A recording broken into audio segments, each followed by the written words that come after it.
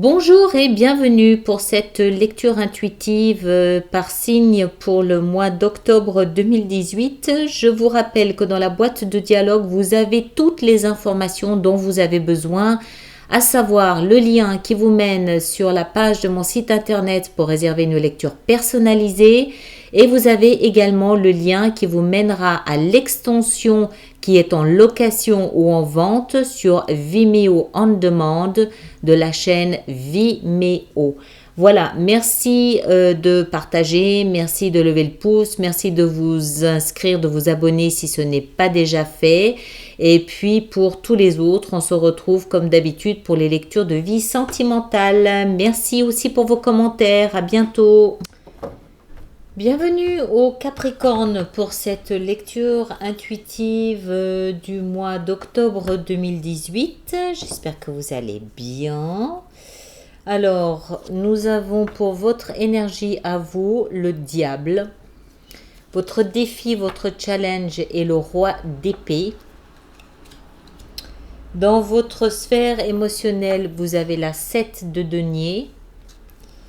Dans votre tête, vos pensées sont occupées par la roue de la fortune, l'énergie de la roue de la fortune.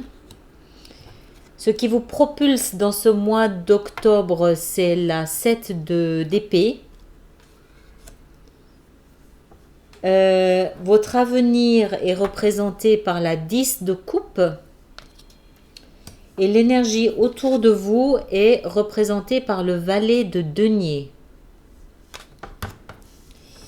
Alors, c'est vraiment très bizarre. Hein. Déjà, je note qu'on a 2 10 et 2 7. Donc, soyez peut-être attentifs au 7 ou au 10. Le 10 étant quand même aussi le mois d'octobre. Donc, le 7 du 10 ou le 17 du 10. Regardez peut-être s'il y a quelque chose à ce niveau-là. Parce que, voilà, c'est un peu surprenant quand même. Alors, par où est-ce que je vais commencer? La fille qui hésite. Non, je vais commencer par ça parce que je pense que c'est ce qui détermine vraiment tout le reste. Vous avez, vous, aujourd'hui, votre énergie représentée par le diable. Alors, ça veut dire quoi? Ça veut dire que vous êtes sous une addiction d'une façon ou d'une autre, où vous êtes soumis à quelque chose ou à quelqu'un d'une façon ou d'une autre, où vous êtes manipulé d'une façon ou d'une autre. Ça peut être forcé, mais ça peut être volontaire aussi. Vous pouvez aussi vous soumettre à quelqu'un ou vous soumettre à une situation, au travail par exemple. Il y a une notion de faiblesse dans le diable. Vous n'avez pas, ou vous pensez, parce que c'est souvent une illusion, vous pensez ne pas avoir la force de résister. Vous pensez être trop faible, trop soumis, trop dépendant. Il y a une notion de dépendance, trop dépendant à une personne ou à une situation. Mais c'est une illusion, d'accord? C'est une illusion. Alors, trop soumis, trop dépendant à quoi? Votre défi, c'est le roi d'épée. Alors, parce que c'est une lecture générale, ça peut aussi très bien être la reine d'épée, d'accord? Ça peut être dans les deux sens. Ce roi d'épée, il représente un signe d'air, Gémeaux, Balance ou Verseau.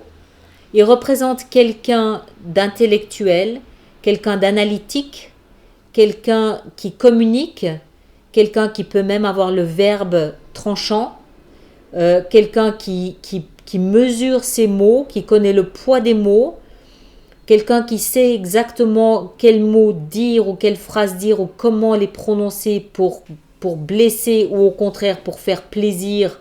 C'est quelqu'un qui connaît vraiment le jeu des mots. C'est aussi quelqu'un qui va tout analyser, qui va tout peser. C'est quelqu'un qui n'est pas très émotionnel. Il est plus dans la tête que dans le cœur. C'est quelqu'un qui pense beaucoup, c'est un intellectuel, je crois que je l'ai déjà dit. Et donc ça peut aussi être un avocat ou un homme de loi ou un juriste. Et ça peut évidemment aussi bien être une femme. Et c'est votre défi. C'est ce à quoi vous êtes soumis. Donc ça peut être, c'est vraisemblablement un personnage, on est bien d'accord. Mais c'est vraisemblablement à cette énergie que vous êtes soumis et que vous devez absolument vous défaire ce mois d'octobre, puisque c'est un défi et que la soumission est une illusion. Qu'est-ce que vous avez pour ça? Apparemment, vous avez tout ce qu'il faut pour ça. Je suis en train de penser à une chose. Ça peut aussi très bien être quelqu'un dont vous êtes amoureux. Si c'est une attraction amoureuse, c'est une attraction sexuelle. Ça ne veut pas dire qu'elle est forcément à bannir. En termes de challenge, ce que ça signifie, c'est que vous devez vous défaire de cette addiction, de cette soumission. On peut aimer quelqu'un tout en gardant sa liberté. D'accord? C'est pas l'attachement qui est en cause ici. Ce qui est en cause, c'est l'addiction, c'est la soumission. Parce que c'est le diable. Et ça, c'est vraiment vous, hein, c'est pas l'autre, c'est vous. C'est vous qui êtes totalement soumis. Et lui ou elle représente le challenge. Donc vous devez vous défaire, pour ne pas souffrir, vous défaire de cet attachement, ce qui ne veut pas dire que vous devez ne plus aimer cette personne. Si c'est un partenaire sexuel et que ça se passe super bien, il n'y a pas de raison de s'en priver. Mais c'est de la soumission, de l'addiction dont vous devez vous défaire. C'est ça le challenge, en fait. Alors, qu'est-ce qu'on a pour nous aider là-dedans? Déjà, autour de soi, on a une nouvelle énergie. On a le valet de denier. Le valet de denier, alors, ça peut représenter quelqu'un d'un signe de terre, Taureau, Vierge ou Capricorne, auquel cas ce serait quelqu'un de très jeune, voire quelqu'un d'immature dans sa tête. Moi, je pense plus qu'en fait, il s'agit d'une nouvelle, d'une information, d'un message qui vous parvient, de quelque chose de concret, quelque chose de tangible. D'accord? Quelque chose, je ne sais pas, une information ou une lettre, une rencontre, quelque chose de concret qui vous fait évoluer, qui vous fait avancer dans cette démarche de vous défaire de cette soumission. Alors, qu'est-ce que c'est? Dans votre tête, vous avez l'énergie de la roue de la fortune. La roue de la fortune, c'est la roue de la vie. La roue de la vie, c'est vous arrivez à comprendre que quand quelque chose est fini, c'est fini. Que si vous rencontrez telle personne, c'est que tel était votre destin. Que si les choses ne se passent pas comme vous souhaitez qu'elles se passent, c'est que c'est comme ça, c'est pas grave, on tourne la page, on passe à autre chose. La roue de la fortune, dans sa tête, s'il y a une forme de sagesse, s'il y a une forme de compréhension de la situation, une forme d'acceptation que la vie est imparfaite, que la vie n'est pas forcément toujours comme on veut, mais que la vie est toujours comme elle doit. Dans sa tête, c'est ça ce que ça veut dire la roue de la fortune. Ça veut dire j'accepte les circonstances de ma vie, même si elles ne me conviennent pas, même si c'est ce que je n'avais pas anticipé, pas ambitionné, j'accepte avec sagesse ce que la vie m'offre et m'apporte. Voilà, c'est ça que ça veut dire. Et c'est une excellente position. Et c'est ça qui va vous permettre de vous défaire de ça. Parce que je pense que, en étant Capricorne, je pense que vous avez du mal à vivre avec une... J'aime pas parler de soumission parce que c'est pas une soumission à un personnage, c'est une soumission à une situation. C'est un attachement malsain, j'ai envie de dire, parce que pas libre. Un attachement, il est sain quand il est libre, quand vous êtes là, c'est genre je peux pas vivre sans quoi. Donc il y a plus de liberté. D'accord? Donc c'est forcément malsain pour vous quelque part. Je ne sais pas si je me fais clairement comprendre, j'espère. Il n'y a pas de jugement, hein. Je ne suis pas du tout en train de juger quoi que ce soit. Mais c'est pas une soumission à ce personnage. Peut-être que ce personnage vous aime. C'est une soumission à la situation, une addiction à la situation. Et c'est vraiment, il faut arriver à comprendre grâce à ça qu'il y a une partie de destin dans ce qui vous arrive et que si ce n'est pas forcément comme vous voulez, c'est comme ça doit. Point. Dans votre cœur, Dans votre cœur, vous avez l'énergie de la 7 de denier. La 7 de denier, c'est une énergie qui nous explique que c'est le moment de récolter. La 7 de denier, c'est la récolte. C'est le mois de septembre-octobre, d'ailleurs, entre parenthèses. Et puis, c'est la récolte. C'est OK. J'ai investi tout ça dans cette situation ou dans cette relation ou dans une affaire, dans un travail. Qu'est-ce que j'ai aujourd'hui comme fruit de ce que j'ai investi? Quel est le résultat de ce que quel est le produit de ce que j'ai fait? Alors, on fait une espèce de bilan, on contemple, on évalue la situation par rapport à ce qu'on y a mis, par rapport à nos attentes. Est-ce que c'est plus, est-ce que c'est moins? C'est encore une fois un peu la même chose, d'accord? Mais c'est au niveau émotionnel. Donc, ça veut aussi dire que, comme ce sont des deniers, ça veut dire que vous allez concrètement faire le point de tout ce que vous avez apporté concrètement à votre relation. C'est j'ai fait tel effort, j'ai fait tel machin, j'ai fait ça, j'ai mis tant d'argent, j'ai mis tant de ressources, j'ai apporté une voiture, j'ai apporté un appartement. C'est des faits concrets, c'est pas des promesses, c'est pas des caresses, c'est pas de l'attention, c'est des choses tangibles et concrètes. Moi, j'ai mis tant, j'ai mis ça, d'accord? Qu'est-ce que j'ai aujourd'hui par rapport à ça? Est-ce que ça en valait la peine ou est-ce que ça n'en valait pas la peine? On parle d'émotion, d'accord? On parle de votre contribution à une relation sentimentale. Donc c'est j'ai fait l'effort de venir le dimanche voir belle maman. J'ai fait ça, j'ai fait ça. Voilà, c'est vraiment, on fait le point, on évalue la situation. Et je pense que ça va vous aider peut-être aussi encore une fois à faire ce qu'il faut à ce niveau-là. Alors, ce qui nous propulse dans tout ça, c'est, donc ça c'est les semaines, voire les mois passés, précédents, c'est une forme de, la 7 d'épée, c'est une forme de manipulation, une forme de tricherie, une forme de chaparderie, une énergie de... On vous a un peu manipulé, on a un peu triché, on a un peu maquillé la vérité. On vous a peut-être aussi un petit peu spolié, dans le sens, pas forcément en bien matériel, je ne pense pas, mais spolié dans le sens où on vous a peut-être fait des promesses qu'on n'a pas tenues. Spolié dans le sens où on vous a fait miroiter peut-être une relation comme ci, comme ça, et qu'au final, vous vous rendez compte que vous avez plus mis que l'autre. Moi, j'ai un peu le sentiment qu'en fait, que ce personnage n'est pas à la hauteur de ce que vous espériez.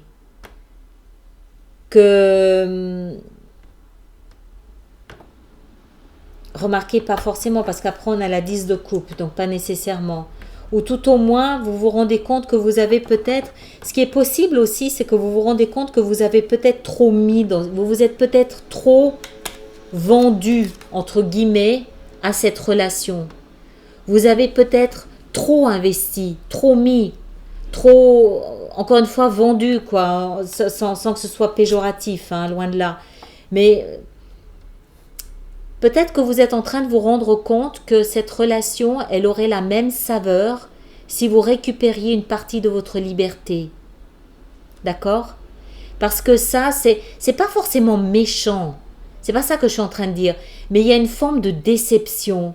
Il y a une forme de... C'est pas à la hauteur de ce que je pensais. Et c'est l'autre qui est pas à la hauteur de ce que moi je pensais. Peut-être parce que vous vous rendez compte que vous avez sacrifié votre liberté sur la table alors que l'autre, il a gardé sa liberté. Ce qui ne veut pas dire qu'il va vous trahir, c'est pas ça. Mais peut-être qu'il continue à sortir avec ses amis ou à faire des choses auxquelles vous avez renoncé à faire. C'est ça que ça veut dire. C'est pas forcément y a une trahison.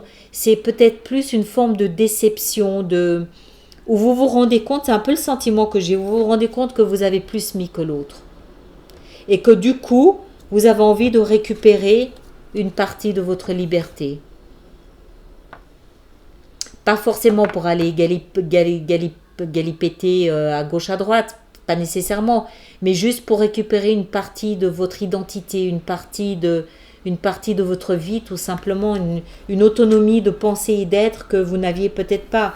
Et je pense que c'est une bonne chose parce que du coup, votre lendemain, votre avenir est représenté par l'énergie de la 10 de coupe. Donc ça veut dire que peut-être aussi que vous l'étouffez l'autre. À trop investir dans une relation, à trop vous soumettre, peut-être que vous l'étouffez, peut-être que c'est pas ça qu'il veut.